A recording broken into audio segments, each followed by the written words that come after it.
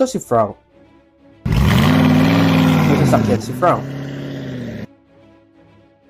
Ito si Amado. May kabayo naman si Amado. 1912. Sa panahong ito, ang proper lane ng mga sasakyan ay sa kaliwa at ang manibela ay nasa kanan. December 12, dinrive ni Frank ang kanyang sasakyan patungong Carlatan Bridge sa San Fernando, La Union. Si Amado naman nakasakay sa kanyang alagang kabayo sa kaparehong lugar. Bago pa man makarating ito sa gitna ng bridge si Frank, nakita na niya si Amado. Ang bilis ni Frank nasa 10 to 12 miles per hour. Bumusina muna si Frank at tumuloy sa pag-andar.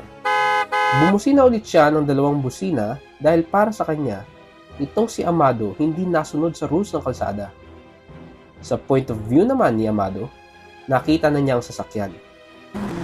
Pero dahil sa bilis ng sasakyan, pinaling niya ang kanyang kabayo pakanan.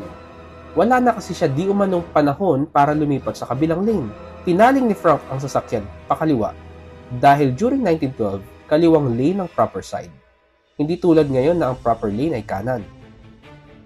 Dahil nakita ni Frank na ang kabayo ay tahimik lang, dumiretso siya.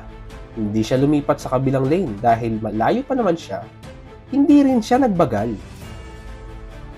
Dire-diretso lang siya dahil yan ang kanyang lane. Nang malapit na siya sa kabayo, napansin niyang hindi na talaga makakalipat ng lane si Amado. Kinabig niya ngayon pakanan ng sasakyan. Natakot ang kabayo. Naiharang ng kabayo yung kanyang katawan sa gitna. Tinamaan ng kabayo. Tumilapon si Amado. Namatay ang kabayo. Pagdating sa Supreme Court, ang tanong, guilty ba ng negligence si Frank? Sabi ng Supreme Court, ang test para malaman kung negligent ang isang conduct, kung ang isang prudent person or maingat na tao ay malalagay sa ganyang sitwasyon, maa-anticipate ba niya o ma-expect ba niya, ma-foresee ba niya yung consequences na maaaring mangyari sa iba. Kung na-anticipate niya yung consequences na yan, tama ba ang kanyang naging conduct? Sa case na ito, ang isang prudent o maingat na tao maa-anticipate na maaari niya mabangga ang kabayo at si Amado. Na-foresee niya ang consequences, pero ang conduct niya, hindi siya nagbagal or lumipat ng lane habang malayo pa siya. Therefore, he was negligent. Pero hindi ba wala si Amado sa kanyang proper lane? Sabi ng Supreme Court, guilty of negligence din si Amado dahil nasa wrong side siya ng daanan. Pareho silang negligent. Antecedent or nauna lang si Amado. Pero hindi contemporaneous or sabay yung kanilang negligence. Matatandaang nauna muna si Amado sa wrong lane and then si Frank hindi lumipat o nagbagal. May interval between those acts.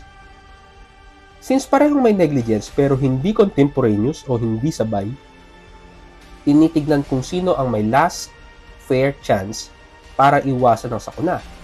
Kung sino ang may last fair chance para iwasan ang sakuna, pero hindi niya nagawang iwasan kahit may chance siya ang liable kahit na may naunang negligence yung kabilang party. Si Frank ang may last fair chance para umiwas sa banggaan. Makakaiwas sana siya kung nagbagal o lumipat siya ng lane. Therefore, in this case, si Frank ang liable kahit na naging negligent din si Amado. For more videos like this, please like, follow, and share. Thank you!